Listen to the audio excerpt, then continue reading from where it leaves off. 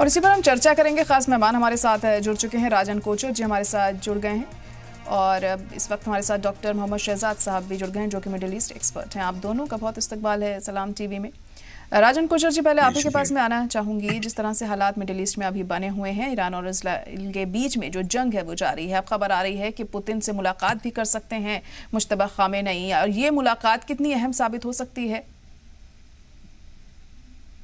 देखिए, जो भी हालात हो रहे हैं, आज मॉर्निंग में खर्ग आइलैंड के ऊपर भी हमला हुआ है यूनाइटेड स्टेट्स का। वो बहुत एक इम्पॉर्टेंट मोड़ है इस लड़ाई का, बिकॉज ईरान का 90% ऑयल का एक्सपोर्ट यहाँ से होता है। तो इसका मतलब कि आपने जो बचे कुचे रास्ते थे, आपने वो भी लिमिटेड आप करते जा रहे हैं इस लड़ाई में, इसको एस्केलेट करके। और इसको ईरान ने पहले ही अपनी 3 शर्तें अनाउंस कर दी है जिससे वो एस्केलेट करेगा। अब इस लड़ाई को अगर हमको एक क्लोजर की तरफ लेके जाना है, तो मैं मानता हूं कि रशिया का बहुत बड़ा रोल इसमें इसको आ सकता है। और इसलिए आ सकता है क्योंकि रशिया और पुतिन और ट्रंप के बीच में भी रेगुलर बातचीत होती है यूक्रेन के। और अभी रिसेंटली 3 दिन पहले पुतिन और ट्रंप की बात हुई थी। ट्रंप ने पुतिन को कॉल किया था और यूक्रेन के मसले को रिजॉल्व करने के लिए और मिडिल ईस्ट के मसले के बारे में भी बात हुई थी। तो जो एक रे ऑफ होप मैं देखता हूँ, आशा की किरण हम जिसको बोलते हैं, वो आई थिंक रशिया का इंटरवेंशन है। बिकॉज ये लड़ाई और रुकने की तरफ नहीं जा रही है। बिकॉज हम देख रहे हैं कि ईरान का भी टेल अवीव में और सेंट्रल इजराइल में भी शहरों में भी काफी कुछ स्ट्राइक्स हुए हैं। उसमें नुकसान की खबर है। इजराइल ने अपनी तरफ से सारे सीसीटीवी कैमरास को डिसमेंटल कर रखा है। कोई भी खबर इसको इजराइल से बाहर नहीं जा रही है। तो बट जो भी इंफॉर्मेशन मिल रही है वहां से कि अभी इसको इजराइल का भी भारी नुकसान हो रहा है। दूसरा, हम लेबनान की तरफ भी देख रहे हैं, हिजबुल्लाह और आईडीएफ के बीच में भी काफी गर्मी हो रखी है लड़ाई की, और वहां पर भी जारी है जंग। और हम यहाँ देखें तो ये आपकी जो आईआरजीसी है और इनके जो इसको लड़ाके हैं, ये भी रेगुलरली मिसाइल्स का प्रयोग और ड्रोन का प्रयोग हो रहा है। और गल्फ कंट्रीज में भी आज मॉर्निंग की रिपोर्ट थी कि बैंक्स को भी टारगेट किया जा रहा है। ये जो अमेरिकन बैंक जो है आपके HSBC बैंक्स और आपके सिटी बैंक्स वगैरह। तो इसको लड़ाई एक चरम सीमा पे है, मैं मानता हूँ। एक मैक्सिमम जो मैं इसको देख रहा हूँ लड़ाई में, जिसमें अमेरिका की भी काफी बमबारी हो रही है, ऊपर से इजराइल की तरफ से भी हो रही है। तो मुझे ऐसा लगता है कि जो एक पॉसिबिलिटी है, और अभी स्टेट ऑफ हॉर्मुज की भी बहुत बड़ी बात हो रही है। भारत के 2 ही टैंकर्स अभी निकले हैं, 26 और फंसे हुए हैं वहां पे। तो जब तक ये क्लियरेंस नहीं मिलेगी सबको निकलने की वहां से, मुझे लगता है कि पूरी वर्ल्ड की इकोनॉमी इम्पैक्ट हो रही है। खासतौर पे साउथ एशिया में जो कंट्रीज हैं, China, south Korea, Japan, India जैसे कंट्रीज हैं, जिनकी मैक्सिमम डिपेंडेंस यहाँ पे है स्टेट ऑफ हॉर्मुज में। तो जो लड़ाई का मैं अभी एक शेप देखता हूँ, शेप ऑफ द बैटलफील्ड हम जैसे अपने फौज में बोलते हैं, तो ये जो शेप ऑफ द बैटलफील्ड है, ये और इसको और एस्केलेट होने की उम्मीद है। जी जी, और ज़्यादा एस्केलेट हो सकती है ये लड़ाई। और हालात भी यही बता रहे हैं जैसे कि ईरान भी किसी कीमत पर हटने को तैयार नहीं है, और ट्रंप तो अपनी जीत का दावा भी करते हुए यहाँ दिखाई दे रहे हैं। डॉक्टर मोहम्मद शहजाद साहब, आप किस तरह से ट्रंप के इस दावे को देख रहे हैं, जबकि हम सब भी देख रहे हैं कि किस तरीके से ईरान की तरफ से अटैक्स वहाँ पर हो रहे हैं, और अब अब्राहम लिंकन पर भी अटैक हुआ, USS जो है अमेरिका का, उस पर भी, और भी तमाम मिसाइल्स के जरिए अटैक यहाँ पर किए जा रहे हैं। तो आखिर ट्रंप ये जो दावा कर रहे हैं, इसे किस तरीके से हम समझ सकते हैं? ये देखिए, ट्रम्प जिस तरह का दावा कर रहे हैं, बिल्कुल उनका दावा गलत है। कोई भी एविडेंस उनके पास नहीं है। जिस हिसाब से अटैक कर रहा है ईरान, बिल्कुल इनकी हालत खराब हो गई। इजराइल का देखिए, तेल अवीव शहर की क्या हालत है। इजराइल बिल्कुल फंस चुका है और अमेरिका खास तौर से जो है इस जंग में फंस गया है। बेंजामिन नेतन्याहू ने फंसा दिया बिल्कुल जो है अमेरिका को। अब ट्रम्प, देखिए मैंने पहले भी आपके कई प्रोग्राम में कहा कि ट्रम्प जो है वो जो है उनको कोई एक्सपीरियंस नहीं पॉलिटिक्स का। वो बिजनेसमैन भले अच्छे हैं लेकिन पॉलिटिक्स का उनको ज्यादा जो है नॉलेज नहीं है। इस वजह से जो उन्होंने अमेरिका के इंटरेस्ट को बिल्कुल फंसा दिया इसमें। आप देखिए अमेरिका का कितना बड़े पैमाने पे नुकसान हुआ है। जितने भी उसके इंटरेस्ट थे मिडिल ईस्ट में, सब पे टारगेट जो है ईरान ने किया है। और चाहे वो डिफेंस जो उनका हो, चाहे जो कमर्शियल हब है उनके, उस पे भी अटैक किया ईरान ने। और उनको जो जहाज की जो अपनी बात करते थे, जो उनका शिप है जिसपे अब देखिए कई खबरें आने को पीछे जा रहा है, उस पे भी अटैक हुआ है। तो कुल मिला के ये कहा जा सकता है। देखिए मैंने बहुत पहले भी आपके प्रोग्राम में कई बार कहा कि जो जिस तरह से नेतन्याहू की पॉलिसी रही है और ये इसका इम्पैक्ट पूरी दुनिया पे पड़ेगा। देखिए बात बिल्कुल जो है रिफ्लेक्ट हो रही है यहाँ पे, उसका असर पूरी दुनिया पे हो रहा है। जिस तरह से ऑयल जो है, जो एनर्जी की पूरी दुनिया को बहुत ज्यादा जरूरत है। स्टेट ऑफ हार्मुज जो है वहां से बड़े पैमाने पे जो पूरी दुनिया को वहां से जो एनर्जी जाती है, तो इससे आप अंदाजा लगाएं कि ये जो है। और देखिए ईरान में बहुत दफा आपके प्रोग्राम में बात कही कि रशिया और चाइना इनडायरेक्टली उसको सपोर्ट कर रहे हैं। उन्होंने तैयार किया ईरान को। अगर ईरान वहां से खत्म होता है तो मिडिल ईस्ट में या वेस्ट एशिया में जीरो इंटरेस्ट हो जाएगा रशिया और चाइना दोनों का। उन्होंने बहुत ही जो है स्ट्रांग उसकी प्रिपरेशन कराई है। अब देखिए ऐसी भी खबरें आने की जो सैटेलाइट जो है वो ईरान जो है सैटेलाइट जो है जो रशिया जो ईरान को सैटेलाइट दिया, जिसपे देखिए उसके कितने सटीक टारगेट हो रहे हैं, जिससे कि बिल्कुल परेशान हो गए हैं अमेरिका। और जो है अमेरिका इतना बड़ा पावर, दुनिया का सबसे पावरफुल कंट्री कहा जा रहा है। और देखिए ईरान ने इतनी इसकी प्रिपरेशन इतनी तगड़ी थी, शायद जो है इनकी शायद मोसाद जो इनके जो एजेंसी थी, और उसके अलावा जो है अमेरिका की जो एजेंसी, उनको भी इसके बारे में पता नहीं लगता। आप देखिए मोज़ेक डॉक्ट्राइन जो उन्होंने डेवलप किया है, उसमें उन्होंने पहले से कह दिया कि अगर कोई कमांडर मारा जाए तो जो सेकंड आए वो ऊपर से फैसले ना, वो अपने हिसाब से फैसला वहीं से ले। तो ये सब चीजें बहुत पहले से उन्होंने प्रिपरेशन कर रखा था। शायद ये जो अमेरिका और जो इजराइल ने उसको उतनी उनको उम्मीद नहीं रही होगी। उनको लगा हो कि खामेनी को मारने के बाद, और फिर से मैं एक बात कहना चाह रहा हूँ यहाँ पे, जो वहां पे जो प्रोटेस्ट कर रहे हैं तो उनकी तादाद नंबर बहुत ही कम है, बहुत ही कम है। जो एलिट क्लास है, थोड़ा सा वो पढ़ा लिखा हो, थोड़ा सा करता हो, मेजोरिटी में लोग उसके साथ हैं। और ये देखिए इंटरनेशनल लॉ भी है कि अगर आप जिस रिजीम को चाहते हैं आप उसको सपोर्ट करोगे। अमेरिका सबसे ज्यादा डेमोक्रेसी की बात करता है, वेस्ट सबसे ज्यादा डेमोक्रेसी की बात, डेमोक्रेटिक प्रोसेस। जब वो डेमोक्रेटिक तरीके से उनका लीडर चुना गया तो आपको किसने हक दिया कि उसको हटाने का?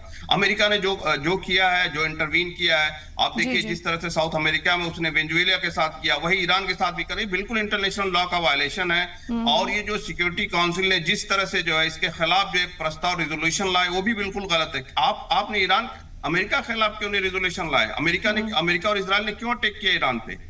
किसने आपको लेजिटिमेट राइट दिया कि आप, अगर आप करते इंसाफ या जस्टिस की बात तब है जब आप जो अमेरिका जो है और जो इजराइल के जो उन्होंने हमले किए हैं उस पे भी आप एक रिजोल्यूशन लाते, तब वो जो है पॉजिटिव माना जाता या जस्टिस पे बेस होता। तो ये इंटरनेशनल मैं इंटरनेशनल थ्योरी को फिर यहाँ पे जो है मैं कोट करना चाहूंगा, न्यू रियलिज्म। वो ये कहता है कि इंटरनेशनल रिलेशन अनार्की पे बेस्ड है, यानी इसीलिए सभी कंट्री अपने जो है सिक्योरिटी को बढ़ाना चाह रहा। और ये जो कॉन्फ्लिक्ट हुआ इसमें बिल्कुल एक थ्योरी यहाँ पे इंप्लीमेंट हो रही है पूरी तरह से कि हर कंट्री अब चाहेगा कि हमारी सिक्योरिटी मजबूत हो। अगर सिक्योरिटी हमारी कमजोर होती है तो कोई भी अटैक हमारे ऊपर कर सकता है, क्योंकि यहाँ पे कोई भी रूल ऑफ लॉ नहीं है इंटरनेशनल लेवल पे जो कि इन कॉन्फ्लिक्ट को कंट्रोल कर सके। बिल्कुल, बहुत अहम बात की आपने यहाँ पर राजन कोचर जी। लेकिन अब जो हुआ वो हुआ, जिस तरीके से ईरान अब रिटेलिएट कर रहा है, ये शायद अमेरिका और इजराइल ने भी नहीं सोचा होगा कि इस तरीके से ईरान का जवाब उनके सामने आएगा जब उन्होंने ये हमला किया था। देखिए लड़ाई में क्या होता है कि आप एक एम लेके चलते हैं, और हमने देखा कि अमेरिका ने अपने गोल पोस्ट इस लड़ाई में बहुत बदली किए हैं।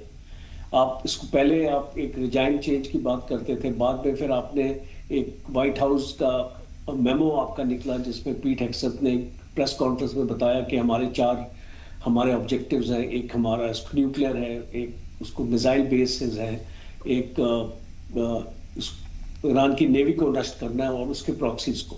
तो और अब आप अनाउंस करते हैं कि आप ये लड़ाई जीत गए और ये लड़ाई जो खत्म होने को है, आप ये इस टाइप के अनाउंसमेंट करते हैं। तो जब आपके गोल पोस्ट ही आपके चेंज होते रहेंगे और जब आपके ऑब्जेक्टिव्स ही चेंज होते रहेंगे तो एक पॉलिटिकल लीडर एक पॉलिटिकल एम अपने मिलिट्री कमांडर को अपना मिलिट्री एम बनाने के लिए देता है, और वो मिलिट्री कमांडर फिर काफी कंफ्यूज हो जाता है, क्योंकि बार बार आप अपने एम्स को चेंज करते हैं। लड़ाई में ऐसा होता नहीं है, आप शुरू में एक अपना मकसद इसको देते हैं लड़ाई का।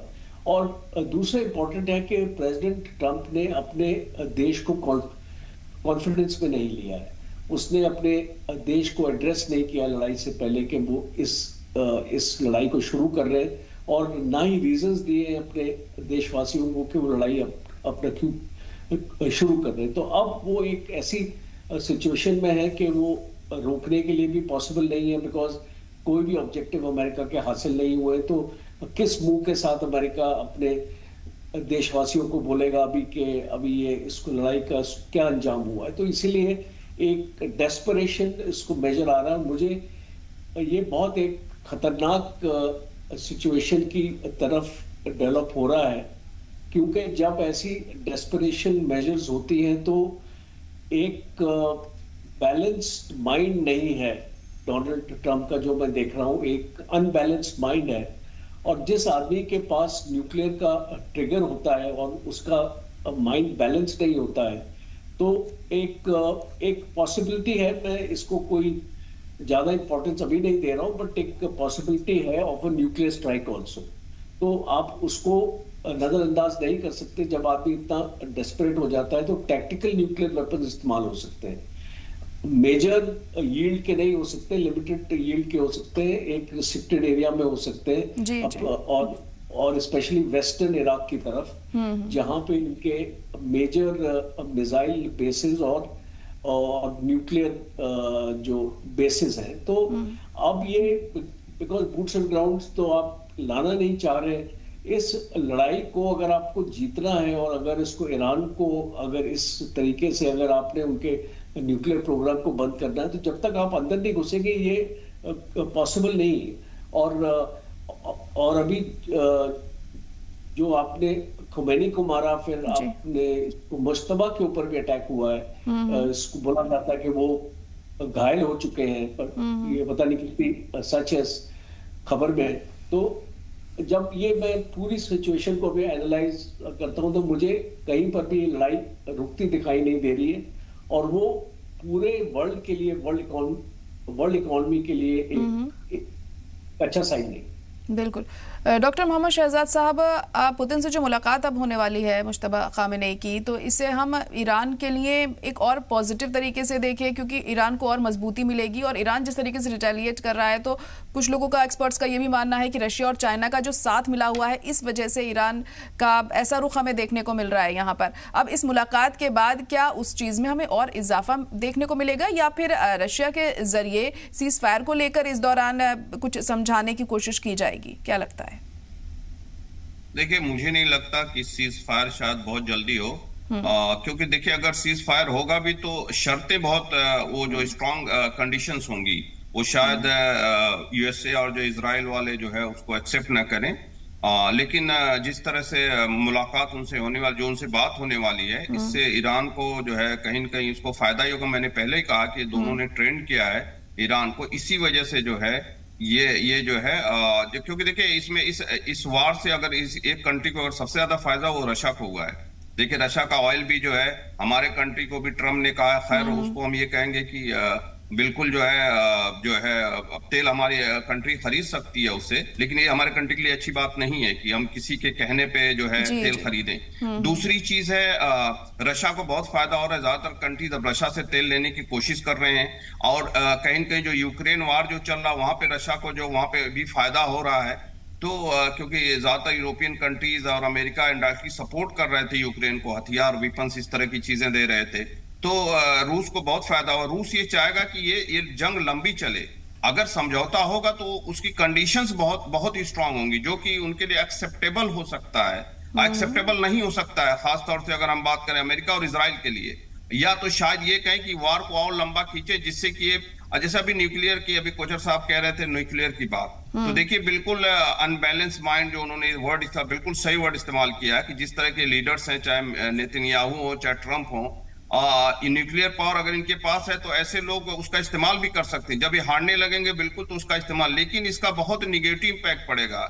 ईरान के पास भी शायद हो चुका हो या है तो भी इस्तेमाल करेगा तो इजराइल तो खत्म हो जाएगा, बिल्कुल खत्म हो जाएगा। उस मैप से जो बात हो रही है दुनिया के मैप से वो खत्म हो जाएगा। तो इसका सबसे ज्यादा नुकसान इजराइल को होगा। अमेरिका तो चला जाएगा, इजराइल खत्म हो जाएगा यहाँ से। और जो ईरान बहुत बड़ी कंट्री, ईरान पूरी ईरान को तबाह नहीं कर पाएगा कोई भी कंट्री, चाहे कितना भी न्यूक्लियर रहा। कुछ उसके जैसे अभी कोचर साहब ने कहा कुछ जगहों पे आप अटैक कर सकते। और दूसरी चीज है जो वहां की आवाम है वो अगर वो रूल चाह रही तो आप जबरदस्ती उसको हटा नहीं सकते। जबरदस्ती कैसे आप हटा दो? अमेरिका ने यही काम हर जगह किया, वेनेजुएला में किया, वेनेजुएला में किया, उसके अलावा जो अफगानिस्तान में उसने किया। क्या फायदा? फिर तो तालिबान आ गए वहां पे। जो आप कोई किसी की सॉवरेंटी का वायलेशन कर सकते हो, लेकिन उसकी जो सुप्रीमेसी या जो चाहते हैं उसको आप वायलेट नहीं कर सकते हो। और अमेरिका बार बार ये गलती कर रहा है। और अमेरिका का जो अनफॉर्चुनेट है कि वहां पे इस तरह का प्रेसिडेंट आए हैं जिनको पॉलिटिक्स का बिल्कुल, लेकिन एक बहुत अच्छी बात हुई हमारे कंट्री के पर्सपेक्टिव से, हमारे जो नेशनल इंटरेस्ट है कि जो हार्मुज में कुछ जहाजों को पार करने की इजाजत मिली है, ये हमारे लिए बहुत ही अच्छे पॉजिटिव जो है साइन है। इससे कि जो शायद हमारे ऐसा क्राइसिस ना, ये मुझे लगता है कि डिप्लोमेसी की हमारी जीत हो रही है। और वहां के जो ईरानियन एम्बेसडर हमारे इंडिया में, उन्होंने भी काफी पॉजिटिव बात की इंडिया को लेके। तो मुझे लगता है कि ये इस वार में हमारे लिए एक बड़ा पॉजिटिव, अगर ऐसा होता है तो मेरे ख्याल से हमारे जो क्राइसिस की बातें मीडिया वगैरह में की आ रही हैं, उससे मेरे ख्याल से जो हमें ज्यादा फायदा होगा। और ये हमारे जो भी डिप्लोमेट्स वगैरह हैं, ये जिम्मेदारी भी कि इस टाइम पे ईरान, क्योंकि ईरान देखिए हमारा बहुत ही पुराना पार्टनर है। चाबहार, आपको चाबहार में कितना ज्यादा हमारा स्टेक लगा हुआ है, जिससे कि हमें फ्यूचर में बहुत फायदा हो सकता है। तो ईरान और इंडिया का टाई बहुत स्ट्रांग है। इसमें कहीं ना कहीं इजराइल और अमेरिका कोशिश कर रहे हैं कि जो कुछ नुकसान पहुंचाने की। तो मुझे तो यही लगता है कि हमारे जो भी पॉलिटिशियन है, जो रिस्पॉन्सिबल लोग हैं, जरूर कोशिश करेंगे कि बैलेंस रिलेशन रहे। जो कि अभी तक जो मौजूदा गवर्नमेंट, उसकी भी बड़ी बैलेंस पॉलिसी रही है इंटरनेशनल रिलेशंस में। तो मुझे लगता है कि अगर वो बैलेंस करते हैं यहाँ भी, तो हमारे लिए, जो हमारे देश के लिए, हमारे इंटरेस्ट के लिए बहुत ही फायदा होगा। और आने वाले दिनों में इसका बड़ा पॉजिटिव इम्पैक्ट हमारे पूरे मुल्क पे उसका पड़ेगा। बिल्कुल। और देखिए, ईरान और भारत हमेशा से दोस्त रहे हैं। तो राजन कोचर जी, और अभी ईरान एम्बेसी की तरफ से भी कहा गया है कि जितना हो सके हमें एक दूसरे की मदद करनी है। और इसी वजह से हमने देखा एलपीजी सिलेंडर के जहाज़ों को भी आगे बढ़ा दिया गया है। भारत की तरफ वो आ रहे हैं क्योंकि किल्लत जिस तरह से बनी हुई है। तो ये माना जा सकता है कि हिंदुस्तान में उतनी परेशानी देखने को नहीं मिलेगी जितनी कि बाकी दुनिया में, अगर हमारे रिश्ते ऐसे बेहतर लगातार बने रहते हैं। हाँ सर जी, मैंने इस चीज को मैं मॉर्निंग से एनालाइज कर रहा था। कुछ डाटा पॉइंट्स में स्टडी एक्चुअली कर रहा था। इसको पहली चीज है जो भारत ईरान के जो रिलेशंस है, एक तो है कि भारत ने कुछ डैमेज कंट्रोल किया है। क्योंकि आप जानते हैं कि आयतुल्ला खोमेनी की मौत के 7 दिन बाद हमने कंडोलेंस दिया और वो भी हमने रजिस्टर साइन किया। जी। और हमारे जो हेड ऑफ स्टेट ने इसके ऊपर कोई चीज और इसको कमेंट नहीं किया। वो एक चीज इंडिया के अगेंस्ट गई थी। दूसरा, जो सिक्योरिटी काउंसिल में वोटिंग हुई है 3 दिन पहले, उसमें भारत ने ईरान के अगेंस्ट वोट किया उसमें, और उसको यूएस और इसको इजराइल का मेंशन ही नहीं था उस रेजोल्यूशन में। जो एक गलत रेजोल्यूशन यूएन में इसको पेश किया गया था, उसमें भी भारत ने जो है ना उसको साइन किया उस रेजोल्यूशन को। वो भी एक स्टेप था। काफी देशों ने एब्सटेन भी किया था। तो चाइना और रशिया ने एब्सटेन किया था। तो आई थिंक एक डैमेज कंट्रोल भारत ने किया है। अभी प्रेसिडेंट पजेचान के साथ मोदी जी की बात हुई थी कल, और हमारे जो एक्सटर्नल अफेयर्स मिनिस्टर वो 4 बार बातचीत कर चुके हैं पिछले 5 दिन में अपने काउंटर पार्ट के साथ। तो ये मुझे लगता है कि कुछ भारत ने अपना जो ईरान के रिलेशंस के बीच में जो भी एक दरार आ रही थी उसको दूर करने की कोशिश करी है। दूसरा, डाटा पॉइंट्स की बात करते हैं। डाटा पॉइंट्स की बात करते हैं तो जो 53% हमारा जो टोटल ये हमारे गैस की रिक्वायरमेंट है वो स्टेट ऑफ हॉर्मुज से आती है। जो हमारे देश में पाइप गैस के जो कंज्यूमर्स हैं, जो घरों में पाइप गैस जाती है, वो है 1.2 करोड़ लोग जो पाइप गैस इस्तेमाल करते हैं। उनको कोई प्रॉब्लम नहीं आने वाली है। और एक पैनिक जो हो रखा था, मैं उनको बताना चाहता हूँ कि जो भी पाइप गैस ये हाउस होल्ड्स में आती है, वो डोमेस्टिक प्रोडक्शन उसका इतना है कि वो सफिशिएंट है। हम जी जी। स्टेट हार्मोज पे डिपेंडेंट नहीं है। तो जो भी घरों में पाइप गैस आ रही है उनको आश्वासन रखना चाहिए कि वहां पे कोई पैनिक नहीं है। प्रॉब्लम आएगी जो आपकी एलपीजी सिलेंडर्स में आएगी प्रॉब्लम, बिकॉज आपकी जो ऑलमोस्ट 53% आपकी जो रिक्वायरमेंट है गैस की वो आपकी कम आपको आएगी। तो अभी इंडिया क्या कर रहा है, इंडिया न्यू ऑल्टरनेटिव अपने सोर्सेज आइडेंटिफाई कर रहा है। आप अंगोला से भी बातचीत हो रही है और नाइजीरिया से भी बातचीत हो रही है, बाकी कंट्री से भी बातचीत हो रही है। तो इतना पैनिक होने की जरूरत नहीं है। मुझे लगता है कि एक सिल्वर लाइनिंग इस लड़ाई की ये है कि भारत ने अपने ऑल्टरनेटिव सप्लाई चेन अभी इस्टेब्लिश किए हैं। जी जी, चलिए ठीक है। देखिए, हो सकता है कि आने वाले दिनों में और ज़्यादा चीज़ें बेहतर हों, क्योंकि अभी किल्लत बनी हुई है, क्योंकि हालात अभी मिडिल ईस्ट में ठीक नहीं है। लेकिन जैसे ईरान के रिश्ते हिंदुस्तान से हैं, तो हम उम्मीद करते हैं हमारे मुल्क में इतनी ज़्यादा परेशानी देखने को नहीं मिलेगी। फिलहाल आप दोनों का बहुत शुक्रिया हमारे साथ जुड़ने के लिए।